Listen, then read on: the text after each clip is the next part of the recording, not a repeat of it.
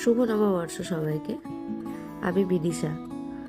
বাঙালিরা নববর্ষের দিন সমস্ত কিছু নতুন বা কিছু প্ল্যান থাকলে সেটা চেষ্টা করে শুরু করার। তো আমিও চেষ্টা করছি আমার এই চ্যানেলটাতে আজকে ফার্স্ট এই ভিডিওটা দিয়ে শুরু করার। তো আমি আমার ডেইলি ব্লগ বা আমরা কোথাও ঘুরতে গেলে সেগুলো ব্লগ এরকম টুকটাক ছোট খুঁটিনাটি জিনিসগুলো আমার চ্যানেলে আপলোড করব। সবাই বলো কেমন লাগে। তো আজকে নববর্ষ বলে কথা, আর বাঙালির কি ইলিশ না হলে চলে? তো আজকে বাজার থেকে আমরা একটু অল্প ইলিশ নিয়ে এসেছিলাম, আর সেটা দিয়ে আজকে সর্ষে ইলিশ বানিয়েছিলাম। তো মাছটাকে বাজার থেকে কেটে আনার পর বাড়িতে এসে আমি ভালো করে মাছটাকে ফার্স্টে ধুয়ে নিলাম, যাতে কোনো নোংরা বা কিছু লেগে না থাকে। তারপর একটা মিক্সিং জারে কিছুটা সর্ষে নিলাম, তারপর সর্ষেটাকে পেস্ট করে ছেঁকে তার জলটা নিয়ে নিতাম। আর অন্যদিকে কিছুটা মাটন নিয়ে এসেছিলাম বাজার থেকে, তো মাংসটাকে ভালো করে ধুয়ে দই আর কিছু বেসিক মশলা দিয়ে মেখে ফ্রিজে রেখে দিয়েছিলাম কিছুক্ষণের জন্য, ম্যারিনেশনের জন্য।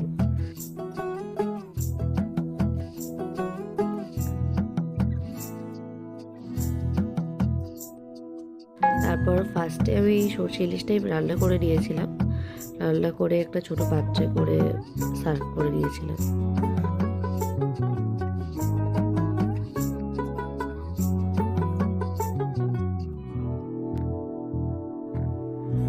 আর মিষ্টির মধ্যে ভাপা দই বানিয়েছিলাম আজকে।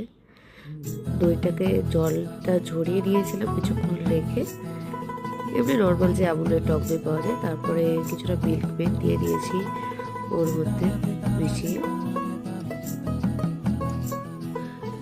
তারপর পরিমাণ মতো চিনি, যে যেরকম মিষ্টি খাবে সেভাবে হিসাব মতো বুঝে মিষ্টিটা দিয়ে সবটাকে ভালো করে মিক্স করে নিয়েছিলাম। ব্যাস দ্যাটস ইট। আর কিছু এটাতে করা লাগে না, শুধু এটুকু করলেই হয়। আর যদি ড্রাই ফ্রুটস মনে হয় কিছু ড্রাই ফ্রুটস অ্যাড করা যায়। আমি লাস্টে জাস্ট উপরে ডেকোরেশনের জন্য কিছু ড্রাই ফ্রুটস দিয়েছিলাম।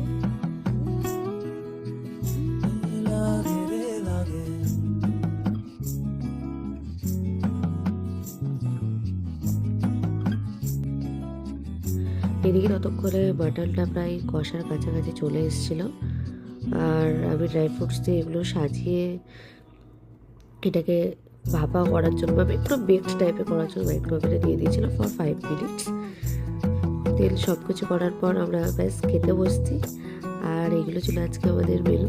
কিছু কিছু ক্লিপস দিতে ভুলে গেছি, আর কিছু কিছু ক্লিপস দিয়ে করেছি, যেহেতু এটা আমার ফার্স্ট ভিডিও, কোনো এক্সপিরিয়েন্সও নেই। তো নেক্সট টাইম থেকে চেষ্টা করবো সমস্ত ক্লিপসগুলো নেওয়ার। Thank you.